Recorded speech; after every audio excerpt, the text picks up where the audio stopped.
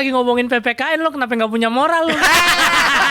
Masuk tuh. Bocah Tangerang, bocah Karawaci tuh. Bocah Tangerang. Ingat dulu nih di YAI nih. Ah. Nih botol kosong dibeli juga buat bom molotov. Lu jangan jadi orang Betawi yang agak sepelampang disaji kagak sepiring. Nah, betul. Itu sebenarnya peribahasa yang buat gua pikir kan Buat diri zaman sendiri. kecil gitu nenek gua ngomong gitu. Ada buat tarik angkara. Dan ketika memilih nama, menurut gue kayak nggak usah pakai nama-nama kebarat-baratan kan. Kalau orang kan hip hop apa Lil siapa lah gitu ya, Yonglek lah gitu. Yang hot-hot aja Atau ya. apa gitu kan. Akhirnya gue pakai Kojek aja. Gak usah bawa-bawa. Itu bukan nama rap. Maxi Itu nama nggak Brutal. sengaja.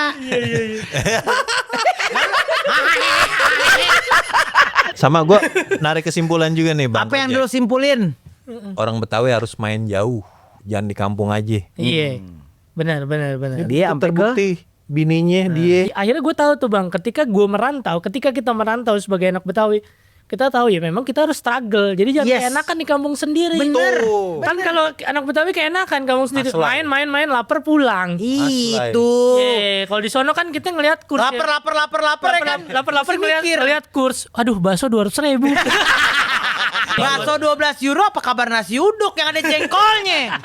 Apa kabarnya itu yang namanya tuh kerak telur di sono. Ketika gue makan nasi uduk semur jengkol sambil duduk megang botol. Iya. Nah, gue kalau abis makan nasi uduk pakai jengkol, gue pasti nggak boleh kencing di kamar mandi kamar. Gue nggak boleh. Terus kencingnya di comberan dong. Jelek orang Betawi nih. Gue kasih tau nih sama lo semua nih.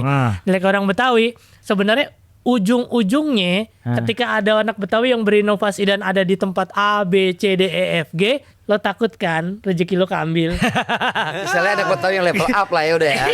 Iya. Itu doang intinya. Nah, itulah sosok ya Betawi menurut gue. Betawi ya ikutin paham itu. Ya lo orang bertanggung jawab. Lo orang yang juga taat agama. Lo lihat agama. Nah itulah akhirnya Sarah memilih Dul.